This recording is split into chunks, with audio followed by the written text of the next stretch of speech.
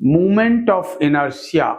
It is the rotational analog of linear motion's mass. Mass gives the idea how will it resist the change in linear motion. Similarly, this moment of inertia gives the idea how much the body will resist the change in rotational motion. Suppose the object is point size, that is to say very small, like this, and you consider the axis through the mass itself. Moment of inertia is going to be equal to 0. So for point masses, for very small masses, the moment of inertia is always considered 0 about the axis through them. Important thing is also here that we consider moment of inertia about some axis always. Moment of inertia depends on the mass of the body, size and shape of the body, distribution of the mass, and where is the axis of rotation. Moment of inertia may be taken as sum of the product of masses with the square of their distance from the axis of rotation. Once again, I'll repeat, moment of inertia of a body about an axis may be taken as the sum of product of masses of the particles with the square of their distance from the axis of rotation. Mathematically, shortcut we write as sigma mr square. Here you see this is the axis, and suppose one particle is here, m1 at a distance r1, m2 at a distance r2, and the axis I have tried to show this way. See, this is the axis of rotation. Axis of rotation, this one. The distances are taken from the axis itself.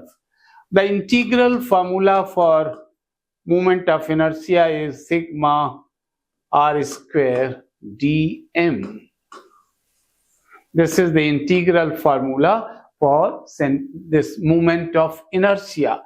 Moment of inertia is greater, it means greater torque will be needed for rotating the body.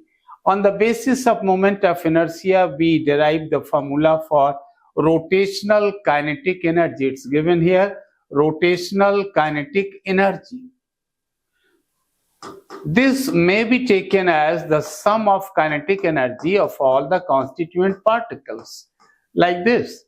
If you go on summing all these terms, half taken outside, this is m1 r1 square omega square and so on.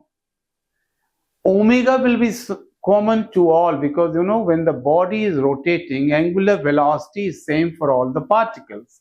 The linear velocity changes with the distance from the axis. So you might take this common omega square. What remains inside is m1 r1 square plus m2 r2 square and so on, many terms multiplied by omega square. This simply becomes half I omega square. This is one important relation for rotational kinetic energy of a rotating body. Remember, rotational kinetic energy is possible for the body that is in rotation. If a body is in pure translatory motion, you see, it can have both linear and angular momentum. But when the body is just in rotational motion, it will have rotational kinetic energy, it will have angular momentum. Then one definition is still to be covered, that is radius of gyration, K. I equal to mk square. Radius of gyration and moment of inertia will be about certain axis. So you can say radius of gyration is that perpendicular distance from the axis, the square of which when multiplied by the total mass gives you the moment of inertia about that axis. Radius of gyration is the distance of that point from axis at which, if the total mass is considered, the rotational effect is not going to be changed. The radius of gyration gives the idea that where during the rotation the total mass may be supposed to be spread. Here you see in this relation K and I told you both are for one very axis of rotation. For different bodies of different shapes, we have given the list of moment of inertia for your ready reference. But one thing is to be repeated again and again, that when you are learning moment of inertia, you must connect it with the axis of rotation. For example, if you are considering a sphere, then you should be clear whether you are learning the moment of inertia about the diameter or about the tangent.